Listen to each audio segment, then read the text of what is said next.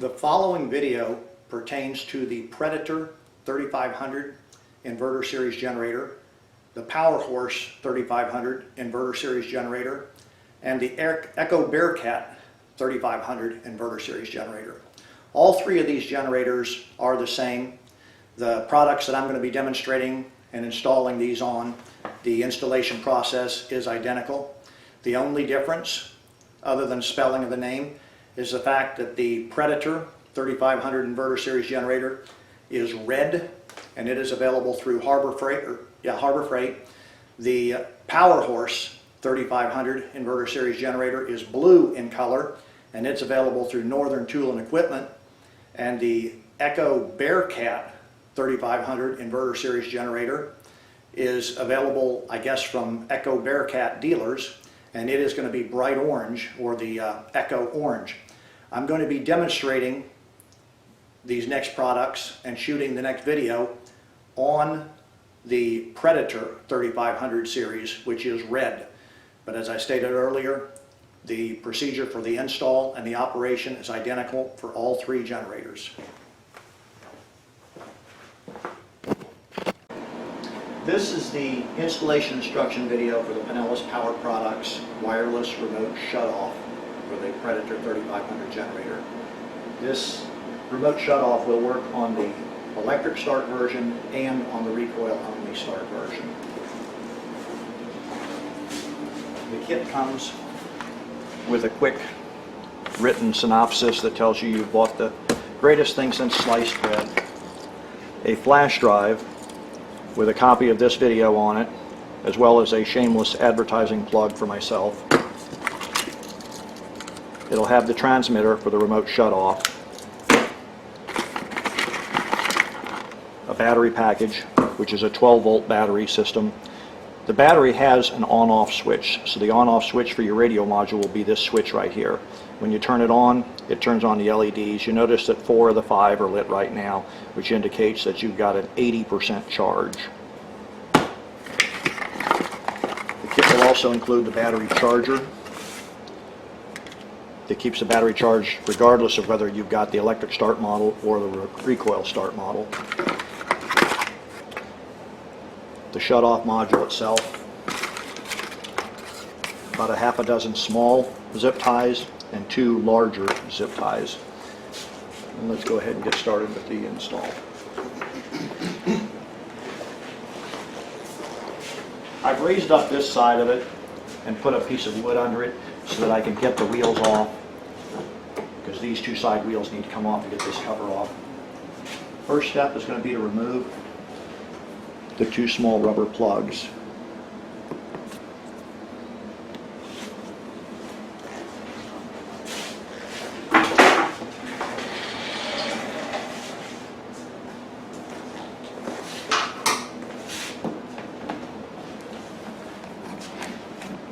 Underneath each of the rubber plugs is a Phillips head screw.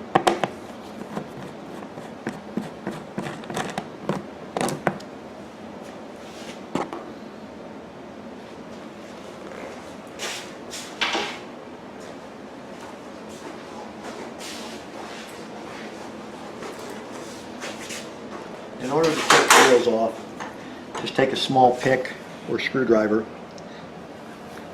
pop the hubcaps off of it,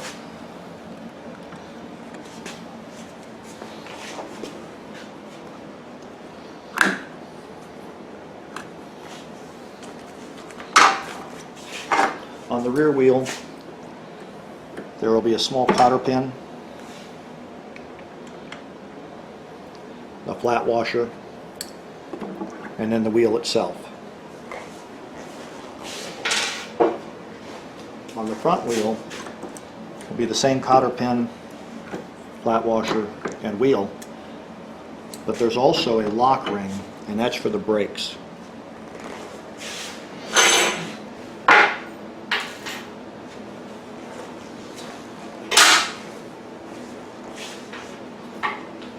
If we come around the front of the generator, there's a small Phillips head screw up in this corner. We'll remove this Phillips head screw. We'll leave this one and this one in place.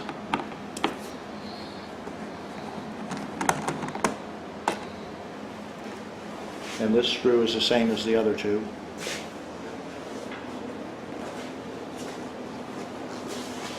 Then on the back of the generator, there are 6 Phillips head screws that hold the rear cover in place.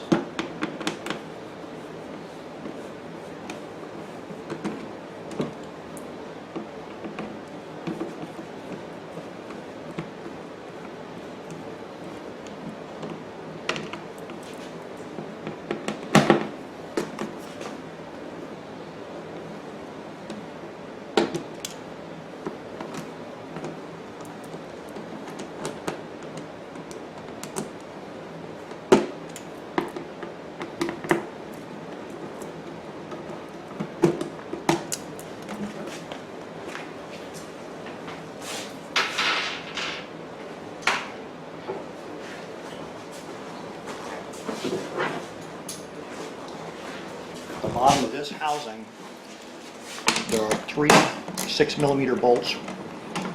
They're shoulder bolts with a 10mm head on them.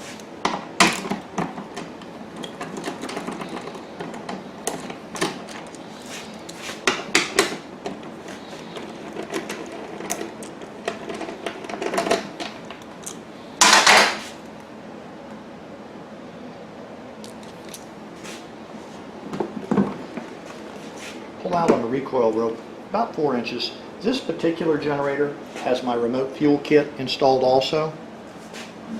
So for this side cover, we're just going to pull it out a couple of inches and rotate it where it hangs down out of the way. And it's being held by the recoil rope and the fuel hose. On the front of the generator, there's a door that covers the battery area. This particular generator, the gentleman who owns it has installed a battery maintainer, and this is simply the plug wire to the battery so that he can plug his battery maintainer in, keep it charged. On this side of the generator, this panel is held on by just 2 screws, and then the rest of it is held on with snaps. So you fold up this rubber plug, or this rubber flap, and there's a plug that goes into a receiver hole here. And just pull the front cover off. There's 2 pins, one here and here, that go into grommets in a generator.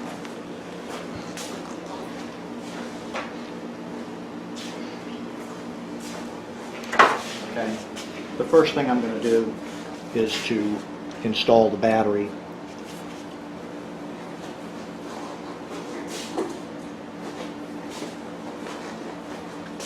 The battery will go in this area right here.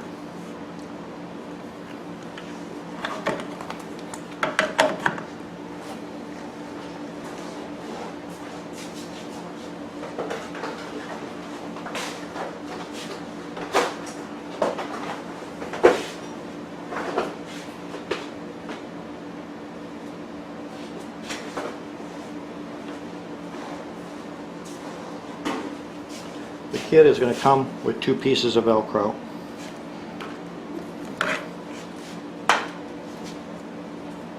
I like to put the soft Velcro on the battery and the stiff Velcro on the aluminum frame. So what I'm going to do is, right below the row of LED lights is where I'll start the Velcro, and then wrap it around the bottom of the battery. Position the battery in place, and you'll see that there are 2 bolts that hold the aluminum cast piece against the steel frame in the bottom of the generator. I don't want the battery to sit on top of those 2 because it will eventually rub a hole in the battery.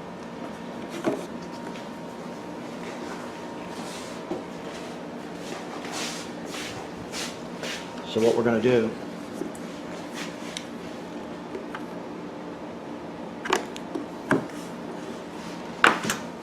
is drill a hole. So I've positioned the battery in place, and I've made a mark with a Sharpie marker at the height I want the hole to be. We're going to move the hole in just a little bit because I want tension on the battery. So it's going to end up about 1 1/4 inch up from the bottom screw, or the bottom bolt there, and about 3/8 of an inch in. And we're going to drill a 3/16 hole through the housing or through the casting.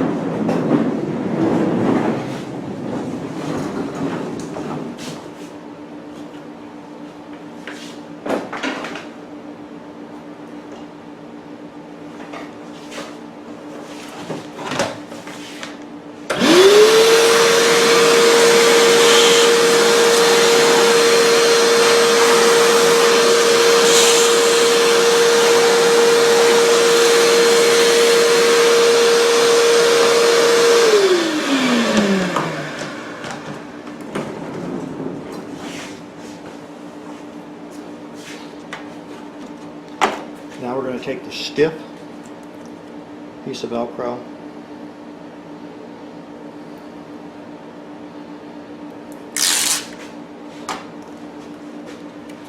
we're going to put it against the cast aluminum piece, and I'm going to fold about 3/8 of an inch over, same as what is covered or covering the bottom of the battery.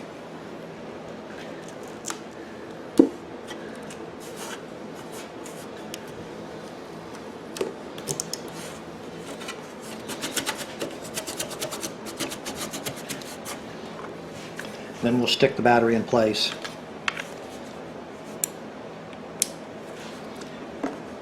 And again, we want to stick it to the Velcro with the battery just a little bit up from the bolts so it doesn't rub against the bolts.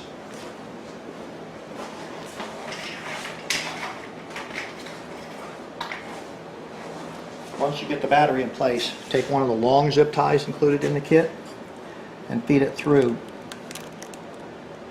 that 3/16 inch hole that you drilled earlier.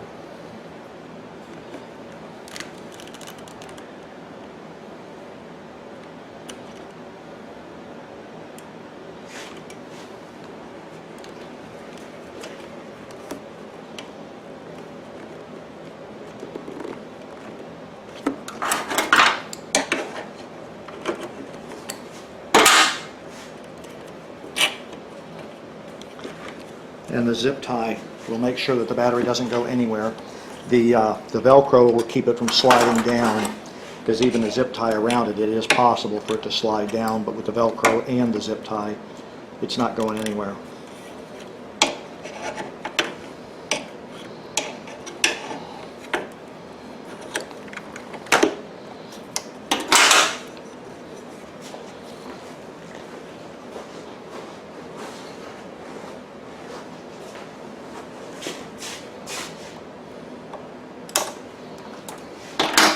So now the battery is firmly in place.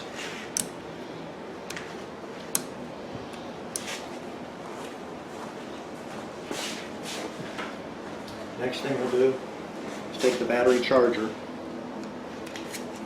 and plug it into the bottom outlet on the front of the generator.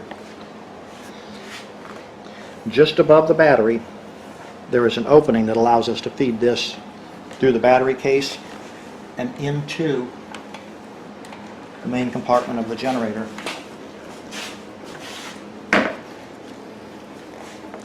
I'm using 2 batteries on this one.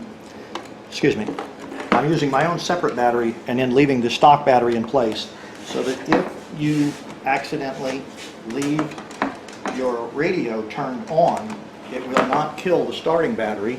And also, if you've got the recoil only model of this generator, you don't have a stock battery, and the radio module needs a battery to work. Now what I'm going to do is I'm going to zip tie the wire from the battery charger to the main harness just to keep it nice and tidy and to keep it from accidentally touching the recoil rope. So we want to make sure that there's enough slack in the wiring harness in the front of the generator so that the wire is not stretched real tight like a harp string.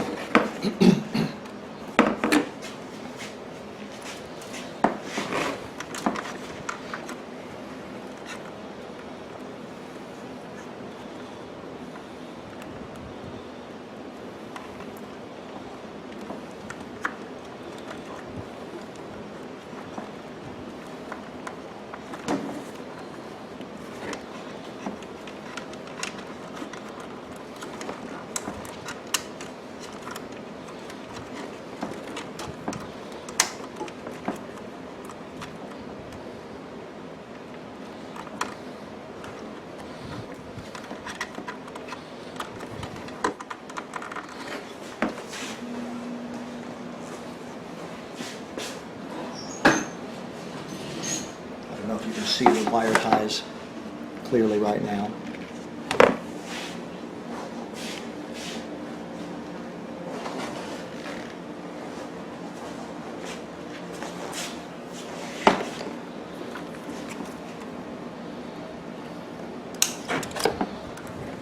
Now we're just going in and cutting the ends of the wire ties off.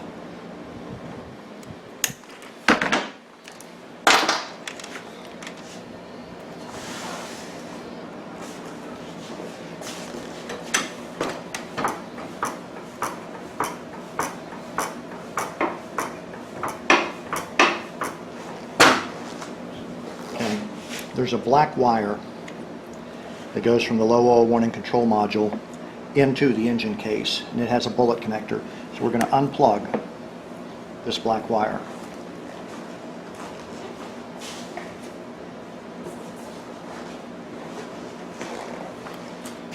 Take the shutdown module. There's a yellow wire with 2 bullet connectors. Plug the main bullet connector from the black wire into the female bullet connector on the yellow wire. And then the main bullet, or the male bullet connector on the yellow wire, plugs into the original stock black wire. So now what you've done is you've teed this yellow wire into the stock black wire. There's a brown wire with a ring terminal. Remove this screw from the start solenoid bracket.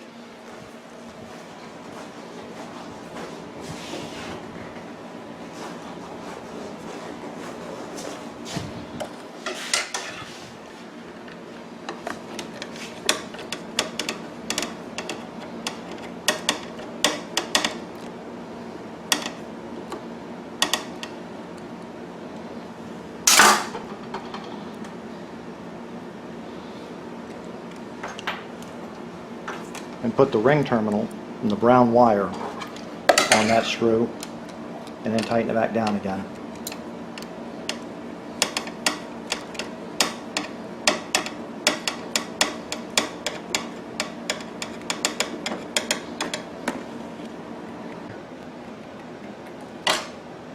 Okay, if you're doing the electric start version, this is where you'll attach the brown wire at. If you're doing the non-electric start version, it will not have a starter motor or a start solenoid. You'll have to cut the small ring terminal off of the brown wire and attach the 6mm ring terminal to the brown wire. You'll just strip the insulation back and crimp this on. Then you can go to this bolt to put your ground on. And that would be for the recoil only version. As I stated, that ring terminal will be included in the kit.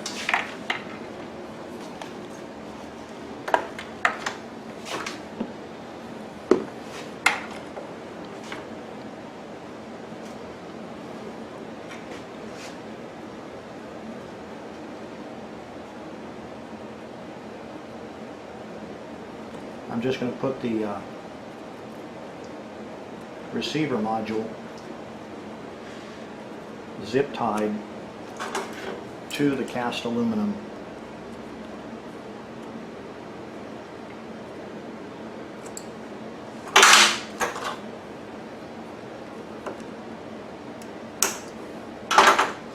And you've got plenty of tie wraps or zip ties to do that with.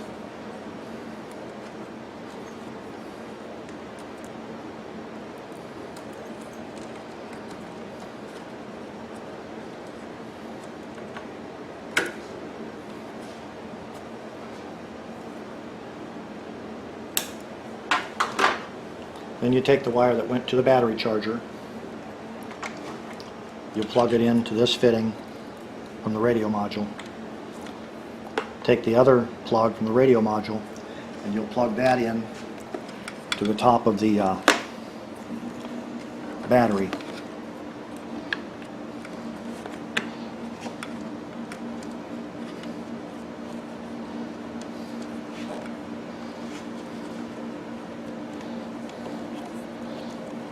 We'll just take these wires and zip tie them together because you don't want them flopping all over the place.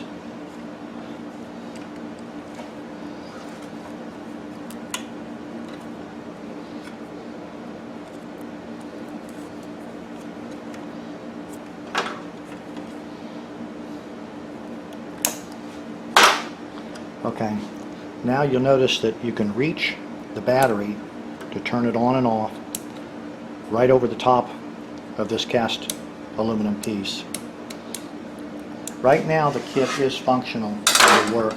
However, if you take the cover and slide it back into place,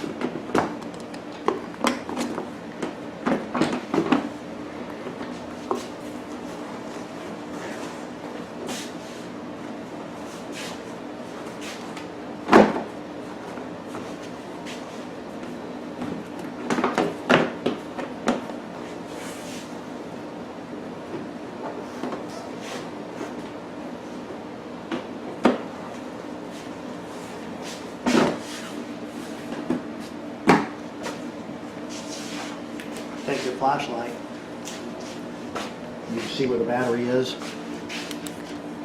If we drill a hole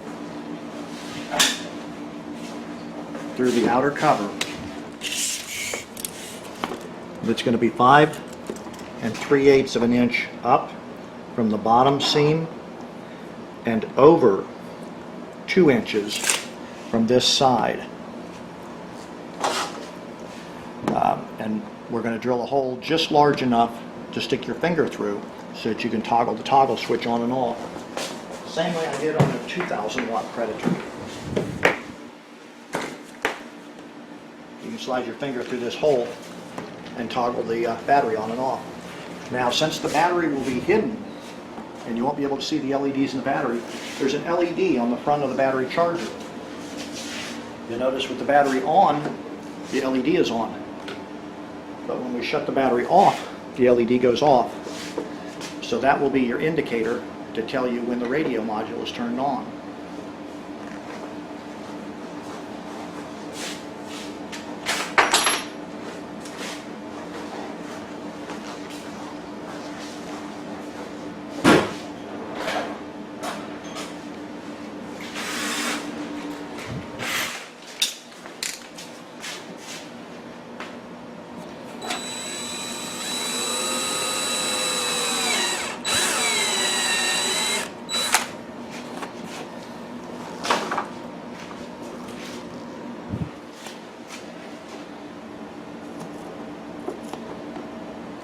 I'm just shining a light through here to see where it's coming through and make sure it's coming through at the right place. When you do drill this hole, if you drill a small pilot hole, if you don't like where you've got it drilled, because knowing that you're going to be cutting a hole about 7/8 of an inch around, so if it were in the wrong spot, you could move it down some or over or whatever. But this one's right on the bullseye.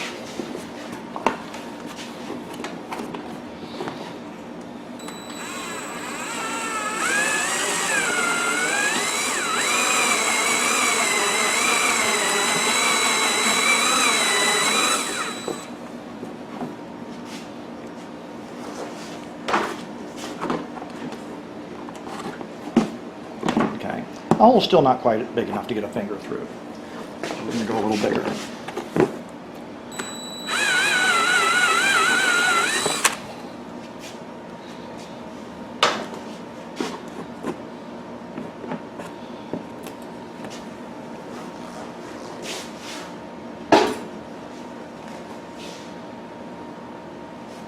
Just out of curiosity, I wanted to see how big we're getting.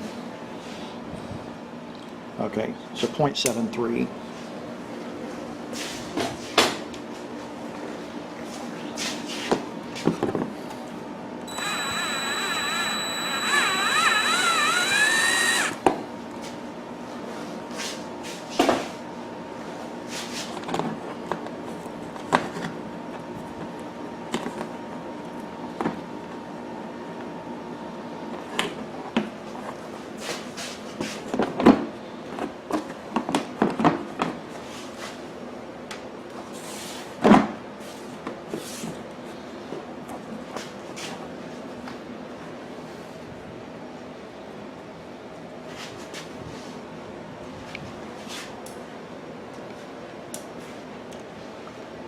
Go ahead and see the front.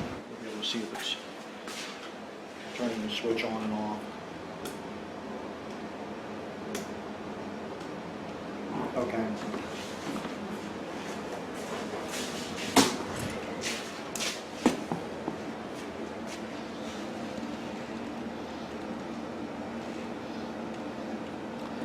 So this hole came out at 0.803.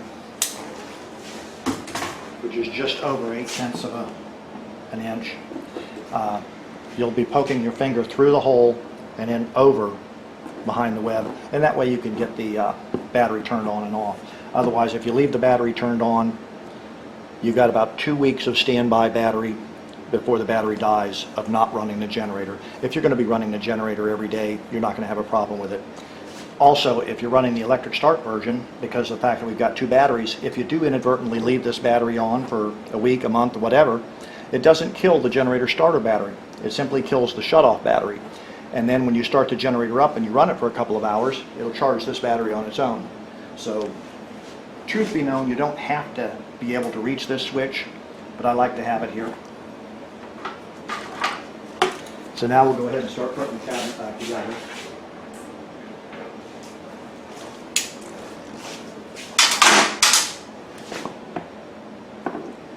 Shine a flashlight in it before you put the cover on, just to make sure that you don't see anything touching the recoil start rope.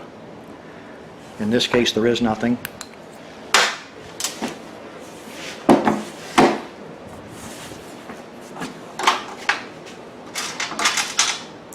In the bottom, we put the same 3 bolts that we took out.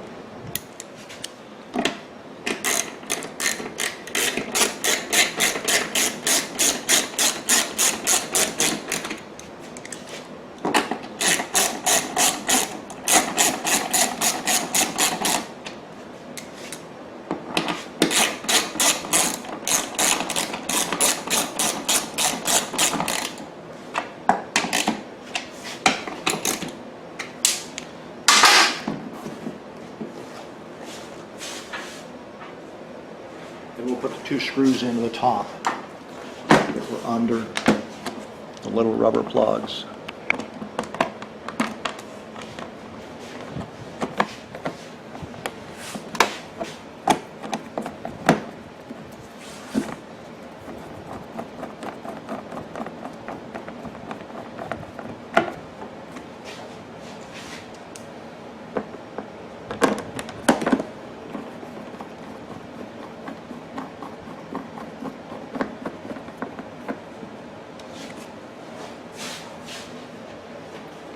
Put the rubber plugs in place.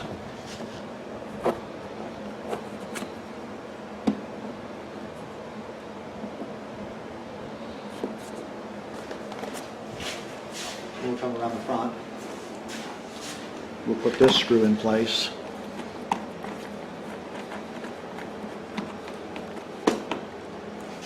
Then we'll put the battery cover on. I filed a small notch in the side of the battery cover door. So now you can feed the wire from the battery charger through that small notch in the battery covered door.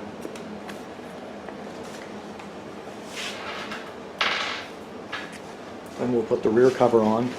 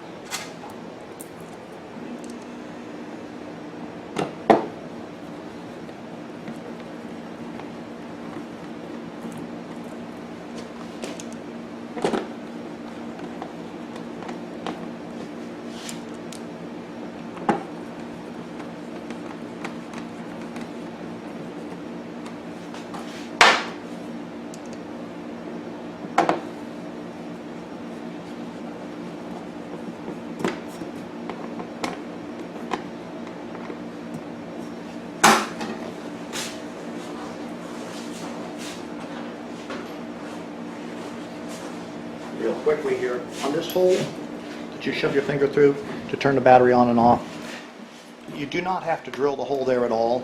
You can leave the battery on all the time if you want to, or if you'd like to drill a larger hole, all I used is a step drill.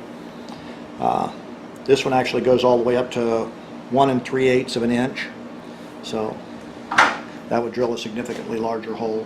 The one I've got is just over 8/10 of an inch. So this hole saw would cut it out bigger yet if you wanted to. That's your choice as to how large or how small, or whether you put no hole at all in there.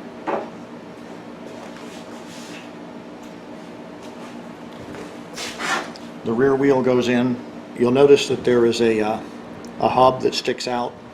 Make sure that the hub faces in. On the rear, you got the wheel, a washer, and a cotter pin.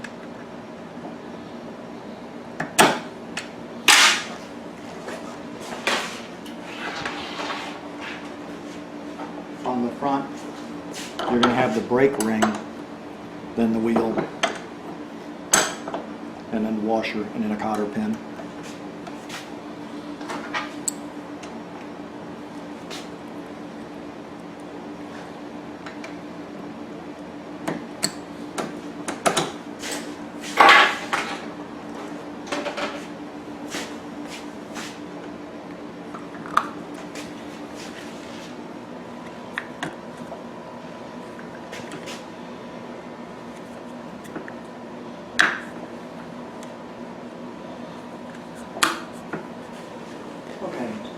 And then this cover is the last one to go on. The only reason why I pull this cover off at all is so that I can shine a flashlight back in here and see that there's nothing rubbing against my recoil start rope.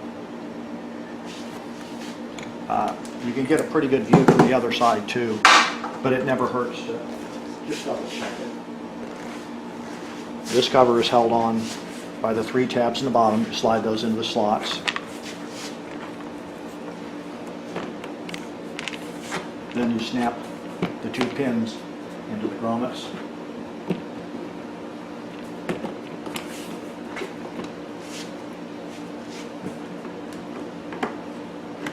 The 2 screws that hold this cover are captive screws, so they stay in the cover. Don't go looking for them. They're not sitting on the bench, they're snapped into the cover.